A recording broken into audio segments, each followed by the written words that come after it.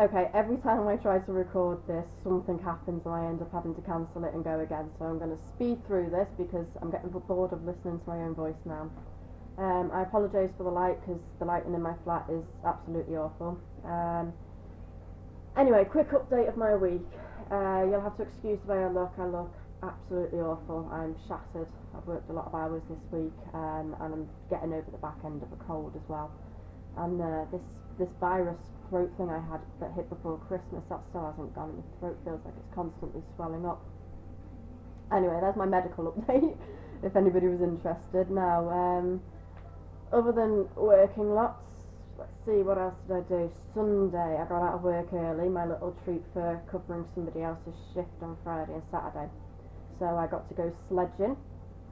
We took Gav's little brothers out as well, so that was fun. We built snowmen, and tell you what, I was tired Sunday night. I was in bed by 9 o'clock. 9 o'clock on a Sunday and I was in bed, but we'd literally spent, must have been about 6 hours out in the snow. And then I came home and cooked a big Sunday dinner as well, but it was lovely. I don't get Sundays off often, so it was just nice to relax and forget about work for a bit.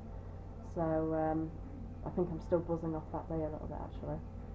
Other than that, nothing exceptional has happened. My cat's sick, which shouldn't annoy me, but it is annoying me because he always picks the worst places to throw up.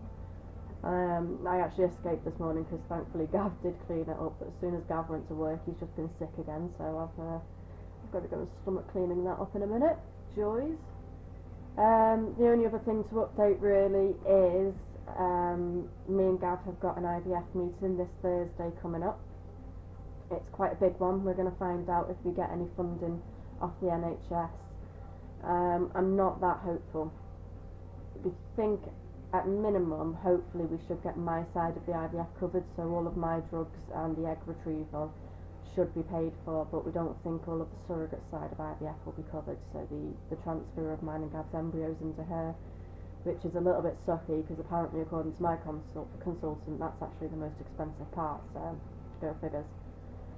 But we don't know till Thursday, so I'm still holding out hope, especially because if we get some really, really good news and in some miracle he turns around and says, yeah, the NHS will fund the whole process for us, there's a chance that I might be able to convince Gav that, you know, maybe we could start looking for a surrogate a little bit earlier than planned. With the stuff not working out with the house, I've just had a change of mind again. I do it quite a lot. But it's just more out of frustration because I want it all and I want it now, and sometimes I get so self-absorbed in myself and thinking, well, why shouldn't I bloody have it? You know, I work hard enough, but I've got to stop thinking like that. It's a bad way to look at it. But no, seems like we haven't got the house. We were going to save up again for another 12 months, then get a house, but I mean, there was one good thing that came out of it all over the last few weeks. We now know that getting a mortgage isn't necessarily as cheap as we thought, although it is cheaper than private renting.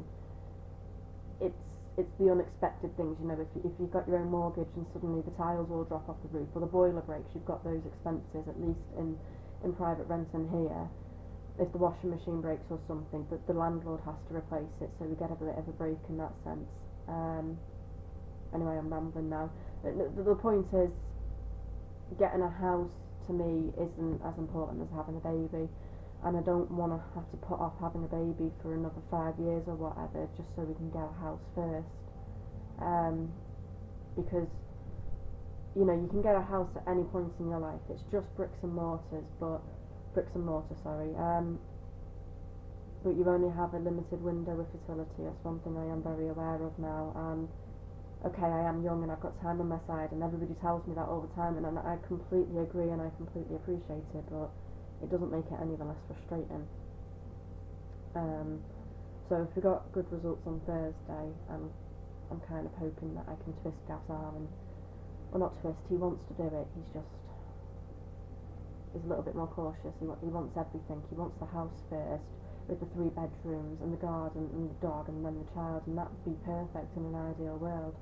You know, we both bring in a good wage, we work hard, and if I didn't have my fertility problems, then yes, we could do that quite easily. We could get a mortgage in 12 months, we could settle into the house, and then 18 months from now we could try to conceive naturally, but unfortunately I wasn't blessed with that option. which means no matter how hard we work, on the wages we're on, there is no way we can have a house and a baby. And I think I'm just going to have to push that through into Gav's head, because he still wants it all really, and it breaks my heart sometimes often to think that, you know, it's because of me that he can't have, you know, his ideal situation. But I know that he loves me, and I know that he knows I'm going to make the best of life that I can, make the best of a situation basically. So I'm hoping that I can convince him that having a baby first and going through the surrogacy first isn't the end of the world, and that plenty of couples cope in lesser situations than me and him are in now, and that it's quite feasible to have a baby now, but we'll see. Anyway, I'll give you an update after Thursday, and hopefully we'll have some good news, and the whole thing will be funded, and then within 6 months we'll have a surrogate, and then in 12 months we'll be pregnant. Okay, that's completely deluded, I know, but everybody needs something to live off, don't they, and to keep them going. So even if it's completely deluded, I've just got to keep telling myself these things, otherwise I just feel like I'm working myself into an early grave for nothing.